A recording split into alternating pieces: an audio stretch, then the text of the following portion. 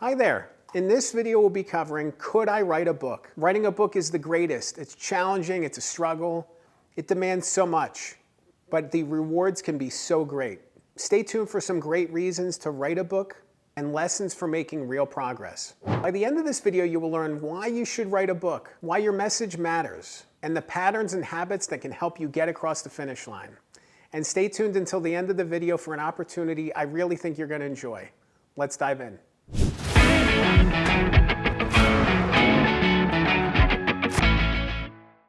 When I think about the word could I write a book? I think about my dad. Growing up, he had this saying, coulda, shoulda, woulda. And I think it resonates here, you know? You could write a book, you should write a book, you would write a book, but what? But what is holding you back from writing this book? What is getting in your way? What is the reason that you haven't written it yet? That you don't believe in it yet, that you're struggling to feel the momentum. This is really about believing in yourself. Writing a book is the ultimate test in believing in yourself. It is scary to write a book. It is challenging to write a book.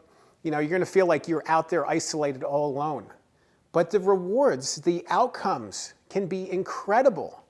You have to do specific things to accomplish those goals. It's not like you can just put a book out there and you're going to see rewards, but you can write a book. There's so many ways in which you can make progress. I think about my friend Emma, for example. We've collaborated together on a book over the past year or so.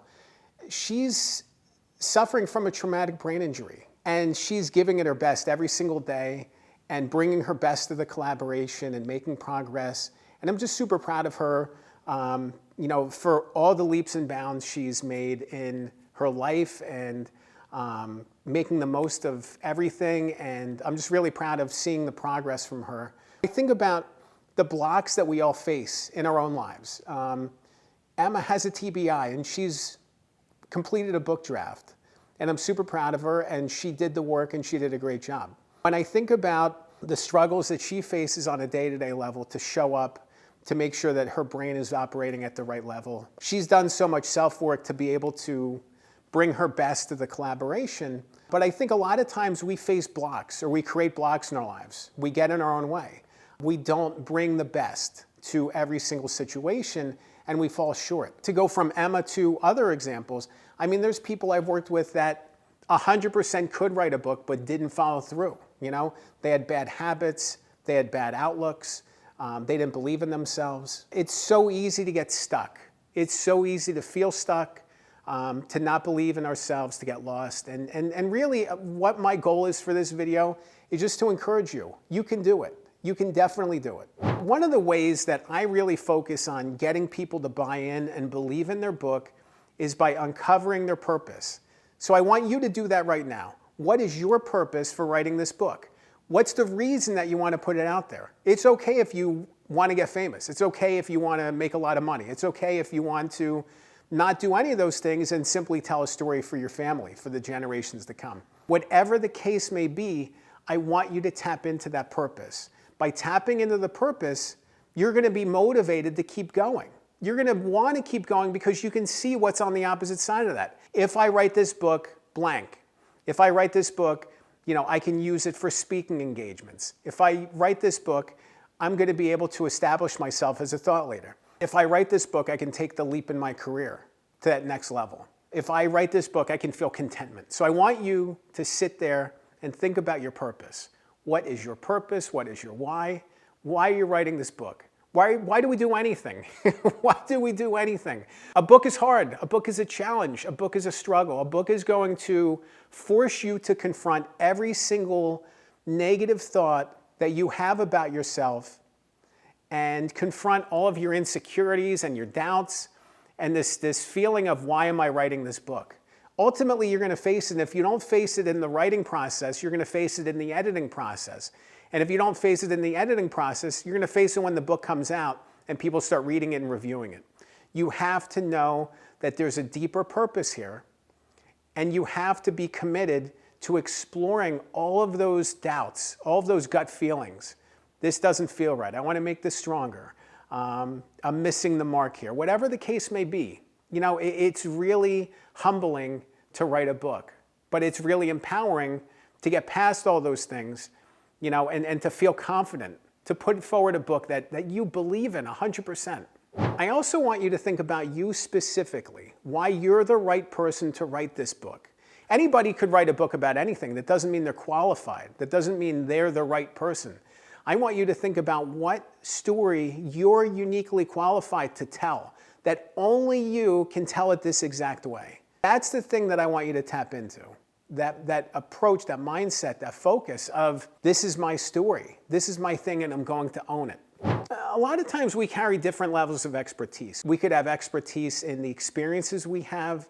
We could have expertise in the research and interviews we've done, the work we've completed, the life lessons that we've gained along the way. There's some reason why your story resonates and why your experience resonates. And it's not all just about business, it's about life too.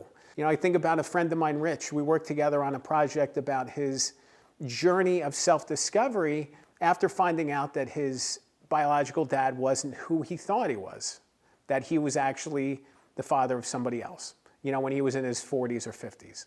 That's a big, huge thing. It's a scary thing to face. We think we know ourselves at a certain point, and Rich, in middle age, finds out that, he doesn't actually know who he is, and now he has to figure this out. He has to figure out who his dad is. He has to find closure. There was a lot of things he went through. And he was able to tame that beast, and he was able to get through that process and come out the other side a different person, a more secure person, a changed person.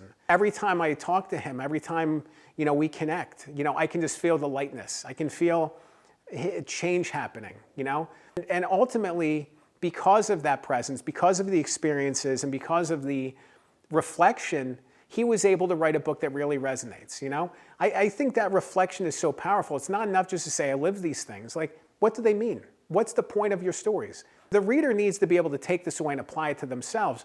In the case of Rich, for example, it's a matter of really doing the work to find yourself and be secure in that and be proud of that. Be proud of who you are. To really understand who you are is a great thing. Like, there's a lesson there.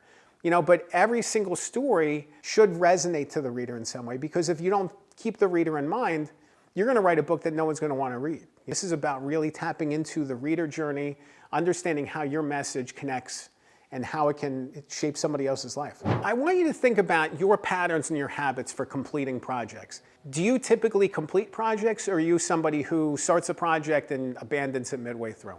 Because if your habit is to not complete projects, you're probably going to struggle completing a book. A book is a huge undertaking that requires you to really be dedicated and committed to it. And there's a high rate of failure if you don't really follow through. So in order for you to be successful in finishing your book, you need to really rethink and address your own habits and patterns of getting work done. Find a way to make progress. Find a way every single day or every single week to make some progress, even if it's just a couple hundred words. Even if it's just a little bit. Every little bit counts, and a book is a level of dedication, it's a level of commitment. If you don't commit and you're not dedicated to it, this is a long haul thing. If you don't follow through on that deeper level, you're really going to struggle, So it's so important to really understand yourself and understand what your patterns are and your habits are for getting work done. And if you're somebody who has struggled in the past with completing these big things, I want you to really address that. Confront it. What are some projects you've worked on that did successfully complete? How did that work out for you?